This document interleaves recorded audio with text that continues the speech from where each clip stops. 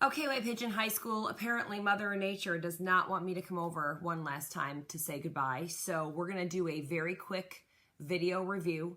I'm going to upload 2 of these. The first one is going to have chapters 10 and 11. The second will have 12 and 13. I'll try to keep them both very short and sweet. I'll be talking very fast. You'll hear my dog barking in the background. You'll hear the doorbell ring. We're just going to ignore all of that. Don't judge me on my public speaking today. You can do that next semester. Today we're just going to review.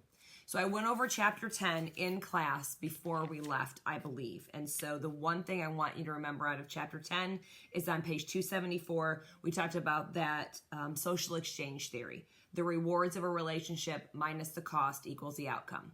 So you think, I'd really like free college classes. I'd really like to do that. So that's the reward. The cost is another semester with crazy Mrs. McNamara. That's a pretty big cost. So the outcome then is whether you sign up for a public speaking class this winter at White Pigeon or not. As we go through the rest of chapter 10, the biggest thing I would have you mark is on page 278. This stair steps, that might have come up backwards for you, but those stair steps of relationships, you know, the initiating and experimenting and all those stages, there are all of the vocabulary words from chapter 10 come from that graphic right there. So I want to make sure you are well aware of that. Last thing we talked about was that just like a vehicle, this is a shout out to Bristol, something vehicle related, I guess. If you don't maintain your relationships and your friendships and your family relationships like you would maintain a car, they're not going to serve you very long term. So keep that in mind. And then there are 5 vocabulary words in chapter 10. They are avoiding, bonding, differentiating, integrating, and terminating. And again, those all come from page 278. As we went into chapter 11 and we talked about communication in close-knit relationships, again, we talked about friendships. We talked on our discussion board about same-sex friendships, opposite-sex friendships, even friends with benefits. We talked about the idea that there are benefits and drawbacks to having different types of friendships. And there are also, if you watch that Medea clip that I posted in this discussion, there are people that come into our lives just for a season. They're just supposed to be here like a leaf. They're in, they're out, they're done. Others, we know who they are in our lives. They're the roots on that tree. And we want to make sure that, you know, we know that they're always there. You don't have to see them, but you know that they're there helping us in joys and sorrows. There's a reason they say in sickness and in health when you get married, and that's because it's easy to be someone's friend when they win the lottery or they're taking you to Hawaii. But when things get really ugly and they go through a breakup or a death in the family, this gets to be a little bit harder.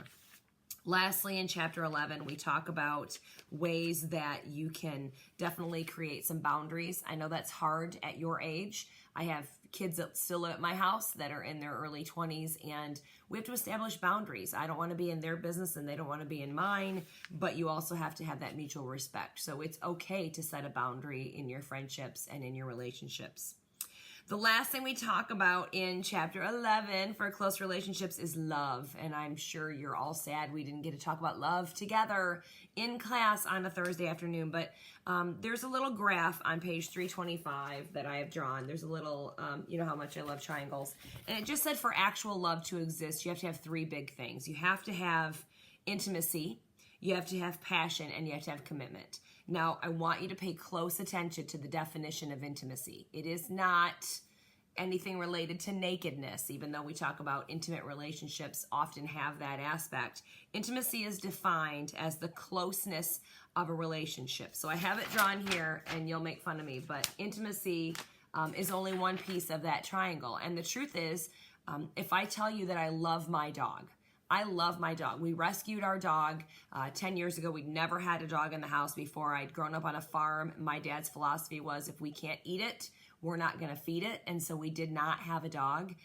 But we rescued this dog. She had been beaten and she had been starved. And I would argue that I love my dog. Intimacy is the closeness of our relationship. Sometimes she's real close in your space. There is passion. I can walk outside and get the mail for 10 seconds, or I can be gone for a week, and this dog is equally excited when I come home, yapping and jumping and excited.